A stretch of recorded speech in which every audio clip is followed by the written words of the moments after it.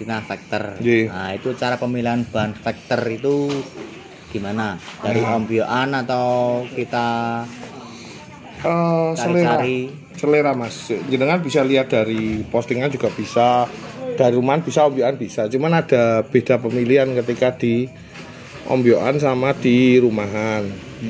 Kalau di rumahan biasanya kita cenderung bawa trek-trekan.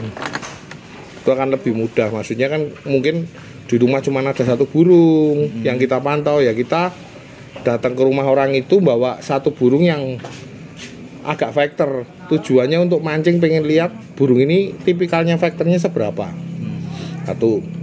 Itu kalau untuk bahan yang di rumahan atau di postingan, ya. Ya kalau pengen bagus ya pilih yang durasi kalau di postingan atau di rumahan, ya kan, otomatis kan durasi, power segala macam lah. Saya pikir itu normal ya. Tapi kalau di ombyoan saya lebih mengutamakan burung yang sedikit latah. Sedikit latah karena durasinya pun dia tidak akan kelihatan kalau di posisi di ombyo.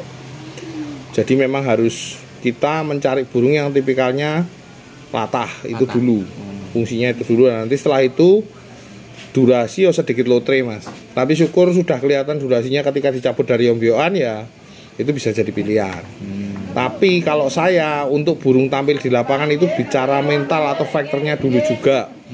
Kalau misalnya burungnya durasi tapi mentalnya susah, ya bisa kita ngolah tapi akan lebih ribet biasanya settingannya. Tapi kalau burung itu cenderung latah, gampang bunyi, ya itu bisa jadiin pilihan kayak gitu. Jadi lebih ke sana kalau saya, lebih ke faktornya, lebih ke mentalnya itu. Gampang bunyi nggak burungnya gitu. Terus misal kita udah dapat dari ombyoan yang kita serak gitu Mas, latah vektornya kelihatan. Nah itu terus untuk perawatan hariannya itu yang bagus bagaimana tuh? Jadi gini Mas, kalau saya ngawali burung vector apalagi yang mau disetting, nah ini nggak tahu karena sekarang itu banyak settingan semi.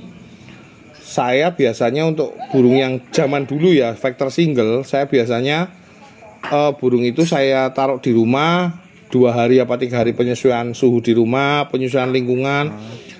Dia udah di rumah itu 2 hari atau 3 hari, setelah itu saya masukkan ke koloni. Tujuannya di koloni apa? Kita kan nggak tahu kondisi burung ini dari mungkin birahi sama emosinya kita nggak bisa ngukur, kita hanya lihat sekilas, ini kan nggak bisa detail ngukurnya. Tujuan saya memasukkan ke koloni yaitu membuat kondisi burung ini terlihat netral. Saya netralkan dulu dengan di koloni itu. Nah setelah di koloni netral kira-kira seminggu sampai 10 hari di sangkar kotak. Biasanya saya sangkar kotak disambung 2. Terus nanti atau di koloni pakai sangkar besar boleh. Terus nanti setelah seminggu atau 10 hari saya cabut, saya mandi jemur. Jemurnya secukupnya aja, sekeringnya. Biasanya saya awal kayak gitu, saya mandiin basah, habis posisi basah saya jemur kira-kira dia cukup kering, ditambahin sedikit, terus habis itu saya masukin, saya angin-angin sebentar, saya kerodong. Itu kalau settingan vector zaman dulu. Tapi kalau settingan semi yang sekarang, saya cenderung saya rendeng dengan jarak.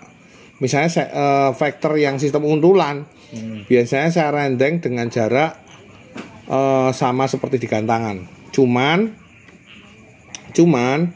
sebelum saya, kalau memang niatnya mau main untulan ya nggak main vector single. Biasanya saya carikan untulan dulu sebelum direndeng jarak gantangan. Saya carikan untulan dulu, saya pasangkan, begitu sudah dapat untulannya saya cabut. Nah burung itu baru direndeng dengan jarak gantangan. Kalau itu sistemnya biasanya aku main mandi aja, cuman mandi pagi, jemurnya cuman sebentar, kadang nggak saya jemur untuk betina-betina tertentu, nggak saya jemur, sudah saya rendeng, pakannya nggak begitu kenceng. Jadi saya biasanya kalau untuk burung-burung kayak gitu cenderung millet putih sama kenarisit. Nanti kalau memang burung itu kurang tinggi baru pakai pakan kenceng. Terus kalau untuk burung single saya cenderung polos dulu awalnya.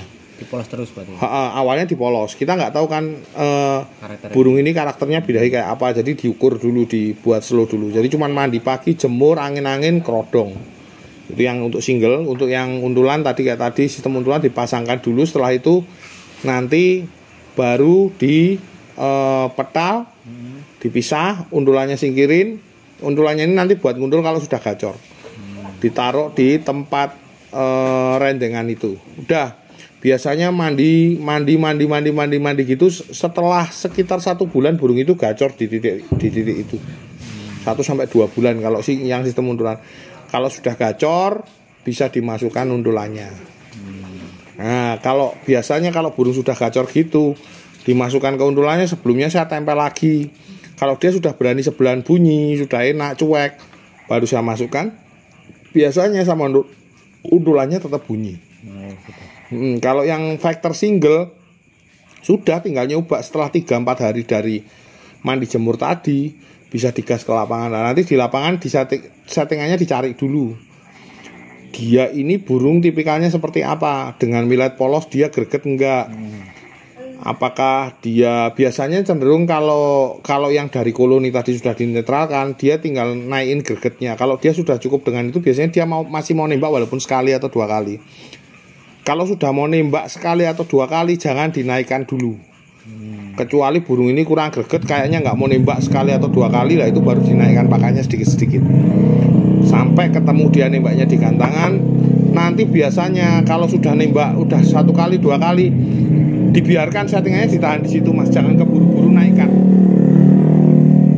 Lah nanti posisi burung itu naik sendiri setelah birahinya ketika sudah sering digantang. Biasanya hari ini nembak 1 kali 2 kali, besok beberapa hari kemudian digantang lagi, dia nembaknya tambah rapat gitu. Jadi tambah rapat, akhirnya bisa top form kayak gitu. Kalau yang undulan tadi ya sistemnya dipasangi, setelah dipasangi udah sebelan sudah bunyi, terus dimasukkan pasangannya, udah mau bunyi sama pasangannya, dibawa ke lapangan, dicabut di lapangan boleh, disingle dari rumah boleh. Sistemnya gitu. Berarti di full pengacarnya di rumah dulu ya?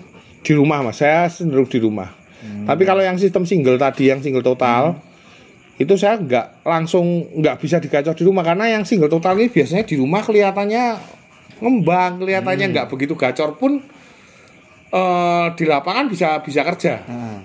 Tapi kalau yang istilahnya ada yang burung di rumah gacor, di lapangan PHP ya. Nah, kalau sistem vector single ya, kadang ada yang juga PHP. Jadi kita nggak bisa ngejudge burung itu di rumah. Kalau yang sistem vector single.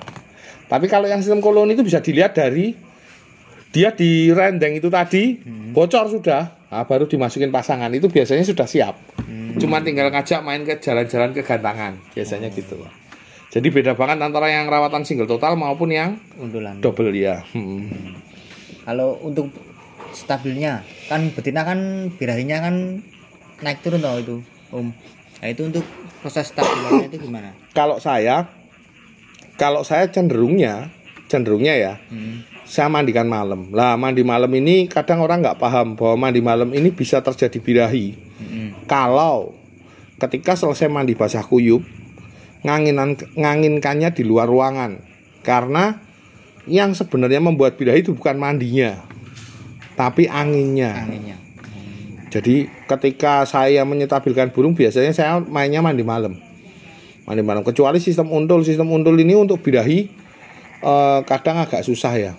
Agak susah, maksudnya dalam arti tidak terlihat karena dia cenderung udah ada undulnya, kan gitu kan.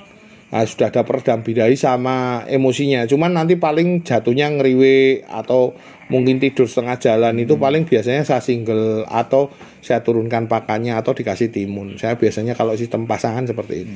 Untuk stabilnya itu ya. Iya, cuman jaga itunya aja. Juga kalau misalnya udah mulai tidur atau mulai ngeriwe atau terlalu birahi, biasanya saya mandikan malam juga. Tapi kalau itu masih belum cukup ya saya single supaya nggak gampang tidur. Jadi emosinya supaya muncul. Soalnya birahi tinggi itu sebenarnya nggak ada masalah kalau sistem undul. Yang penting emosinya bisa mengimbangi birahinya. Kayak gitu. Oke. Apalagi ada yang mau ditanyakan lagi? Ya ini kan baru belajar. Kemarin kan masih belajar baby PAUD. Ini pengen belajar dewasa. Belajar vector. Iya. Malu toh masa udah dewasa main baby PAUD. Lah nek untuk PAUD Mas kan minta solusi. Kalau untuk PAUD sebenarnya malah enak Mas kalau jenengan main PAUD. Jadi kalau saran saya sih usia 4 bulan gitu jangan diterusin di main PAUD kalau saran saya. Jadi misalnya 4 bulan dia durasinya udah nyampe, jenengan dilatih udah mulai misalnya sesi A main PAUD, sesi B-nya main dewasa. Nanti ketika sudah siap di dewasa, biasanya kalau sudah dikatang di dewasa di PAUD-nya kurang respon. Nah, itu udah dipindah ke dewasa, dia biasanya lanjut. Tapi kalau yang jenengan terlalu lama buat main PAUD, nanti ketika nyaman banget di main PAUD, begitu lepas PAUD jenengan mau mainkan dewasa malah biasanya nggak mau. Jadi sebelum masa PAUD-nya hilang, mendingan dilompatkan ke dewasa, itu akan lebih mudah kalau menurut saya. Itu di PAUD itu akan biasanya durasinya akan muncul kalau misalnya dimainkan di dewasa gitu. Kalau untuk perawatan pakannya itu, pakan kenceng itu maksudnya gimana? Kalau pakan kenceng gini Mas, jadi tergantung kebutuhan si burung. Jadi jangan berpatokan bahwa pakan kenceng itu selalu menjadi patokan orang garap burung. Kalau untuk jantan memang cenderungnya kenceng kalau saya. Kalau betina saya tidak kenceng banget kecuali burung-burung tertentu yang memang membutuhkan kenceng. Jadi seperti saya tadi bilang, yang sistem single saya cenderung polos, sistem double saya cenderung pakai canary seed. Nanti kalau mau pengen diterapkan pakai pakan tinggi, lihat burungnya, kalau itu dirasa kurang greget dinaikkan bertahap. Biasanya pakai perbandingan kayak gitu.